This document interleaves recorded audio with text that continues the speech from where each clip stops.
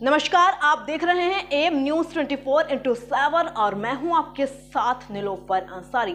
आइए नजर डालते हैं आज की ताजा खबरों पर। लखीमपुर खीरी में लोकसभा चुनाव की मतगणना आज चाक चौबंद उच्चाधिकारियों, जिलाधिकारी व पुलिस अधीक्षक सहित अन्य प्रशासनिक अधिकारियों की मौजूदगी में शांतिपूर्वक माहौल में संपन्न हुई। मतगणना सुबह 8 बजे से शुरू होकर शाम तक चलती रही। निरंतर मतगणना की भी समय समय सुनाई गई। मतगणना स्थल पर भाजपा, सपा व बसपा सहित सभी दलों के प्रत्याशी व उनके समर्थक व कार्यकर्ता मौजूद रहे। खीरी लोकसभा के समाजवादी प्रत्याशी उत्कर्ष वर्मा ने अपने निकटतम प्रतिद्वंदी अजय मिश्र उर्फ टेनी, पूर्व सांसद व गृह मंत्री को 33,323 मतों से हराकर विजय हासिल की है। वहीं धौराहरा के प्रत्याशी आनंद भदौरिया ने अपनी निकटतम प्रतिद्वंदी रेखा वर्मा को 4,077 मतों है पराजित कर जीत का परचम लहराया है। वहीं जब पूर्व सांसद अजय मिश्र उर्फ टेनी से बात की तो उन्होंने कहा कि चुनाव जनता पर निर्भर करता है, जनता जिसको चाहेगी वह जीतेगा। मैं जानता हूं कि मेरे समर्थकों व कार्यकर्ताओं ने काफी प्रयास किया है, लेकिन मैं उनके साहस को टूटने नहीं देगा। उनका जो भी कार्य मेरे स्तर का होगा उसे करने के लिए मैं हमेशा तैयार रहूंगा। वहीं जीत की घोषणा के विजयी प्रत्याशियों के लोग नचाते गाते जिंदाबाद के नारे लगाते व जश्न में डूबे हुए दिखाई दिए।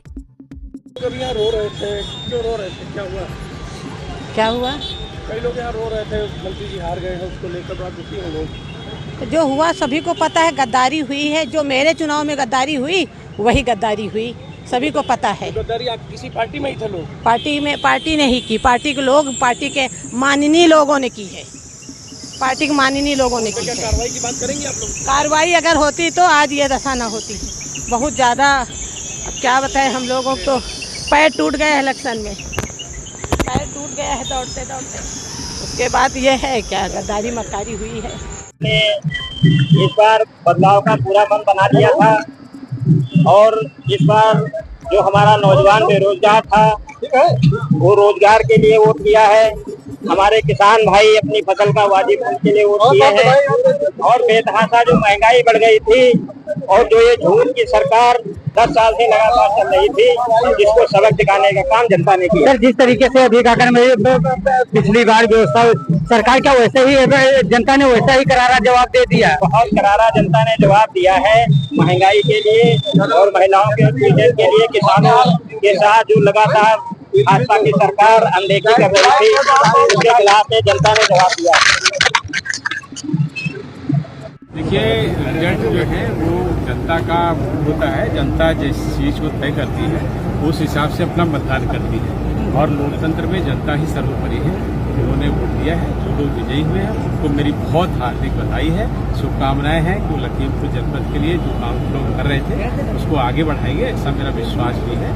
और उसके साथ साथ जो देश में एक ट्रेंड रहा चुनावों को लेकर के, जिस तरह से काफ़ी सीटें हमारी अनुमान के हिसाब से कम आई, लेकिन फिर भी हमारे देश में सरकार बन रही है एनडीए की, और जो काम हम लोगों ने 10 साल में किए उनको बढ़ाने का अवसर है। और जिन कार्यकर्ताओं ने हमारे साथ मिलकर के इस चुनाव में बहुत मेहनत और परिश्रम किया है, क्योंकि उन्होंने मुझे वोट दिया और इतने लोगों ने वोट दिया है, तो लोकतंत्र में ये होता है कि जिसको ज़्यादा मिलता है वो अपने काम को करता है। लेकिन इतने लोगों ने वोट दिया है, मेरे ख्याल कितना वोट का अंतर है? 19,000। तो केवल 19,000 का अंतर है। तो ये सारे लोगों की जिम्मेदारी 5 वर्ष की मेरी है।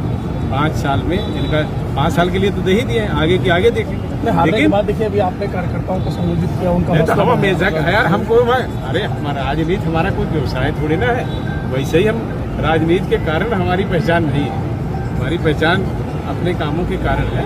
तो उस दृष्टि से हमारे कार्यकर्ताओं ने जिस तरह से काम किया है, मैं 5 साल तक मेरी जिम्मेदारी है कि उनके लिए मैं काम करूं, क्योंकि उन्होंने तो हमको वोट दिया, सपोर्ट किया। अब वो किसके पास जाएंगे अगर हम उनको छोड़ देंगे?